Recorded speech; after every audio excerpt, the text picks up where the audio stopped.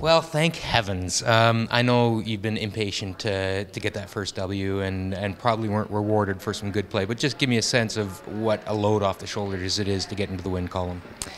Yeah, it feels good to get on the board. Our first two games, we just had one bad end, and it's unfortunate that that set us back.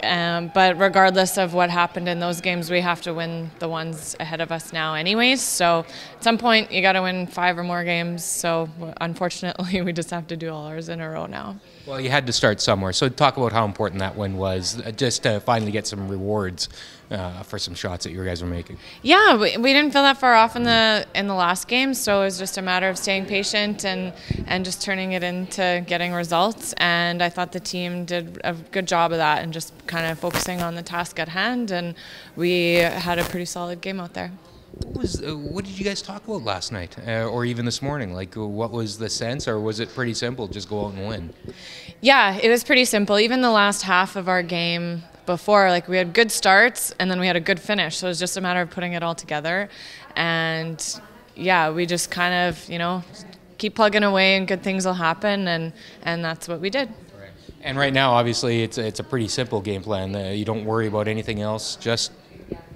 We just have to win our games, but not get too ahead of ourselves, just one at a time like we would no matter what our record is. And I think we're still alive at 3 losses, but yeah, either way, no matter what our record is, we would want to win the next one. So just keep trying to do that.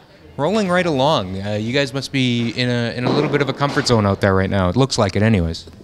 Yeah, I mean, perfect start to the week, right? 3 games and we've gotten 3 wins. We've gotten fairly comfortable with the ice. Mike's reading it really, really well, which is massive in events like this. You want to pick up on the ice as quick as you can, so you feel like you have maybe a little bit of an advantage over the team you're playing. So yeah, this is what we wanted. How tough is it to kind of not focus on what's at stake here and just focus on throwing shots? I think this go around it's been a little bit easier. I think the last time we were in this event, maybe a little bit overwhelmed with the payoff and what you get if you happen to be lucky enough to win. But I think this go around we're a little bit more focused, have the blinders on game by game. We're not really trying to get too far ahead of ourselves because obviously your mind starts racing about what you could win. It's not going to help your performance. What are you seeing in Mike that really encourages you? You mentioned his ice rating, but anything else that kind of you see something that has him in a zone? Yeah, he's just got a calm about him right now. He looks comfortable, and right now he's probably the voice of reason. Which is great. I think the odd time he's a little bit of a risk taker, and he's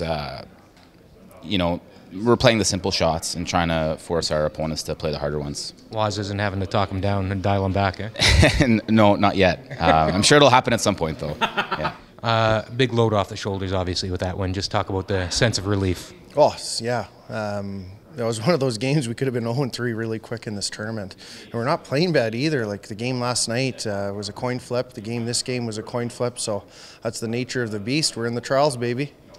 Did you guys have to talk it out at all last night, or was it just pretty easy to put your finger on what was going wrong and addressing it? Well, there's there's obviously 1 or 2 shots in the game that could have swung the game last night in our favor. One shot in particular, 9.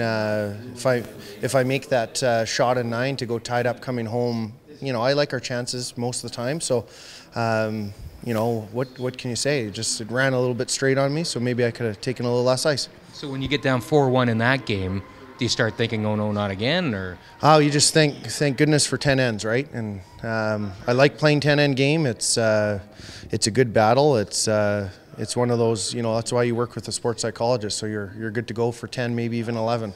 Cathy, you're in the lead at the Tim Hortons Roar of the Rings. Just give a sense of how that feels right now. Yeah, we're playing well. We're getting better at every game, and Chelsea's got a good handle on the ice and her draw weight. So, you just obviously, as everyone says, want to get better every game. So that's what we're trying to do. Been quite a couple of weeks for you, obviously, coming into this with the Hall of Fame announcement, and then coming in here and playing so well. Just how does that feel from a person who has experienced so much in this sport? Yeah, I wouldn't even say the last 6 2 weeks. It's been the last 6 months actually. You know, I wasn't playing. There was no on the radar playing in the trials. So this has been really exciting, and I'm just trying to take every advantage because I didn't think that I was going to be here. So I'm just trying to enjoy every moment being out on the ice, playing in the arena with the crowd, and just having fun out there. You played Chelsea an awful lot of times as a rival. Have you gained a new appreciation for her as a teammate that maybe you didn't know about before? Yeah, you know, I thought I knew her pretty well, so there wasn't really any surprises coming on board, but she certainly has, you know, knows the game very well. She's reading the ice extremely well this week. She has all year, and playing with a lot of confidence.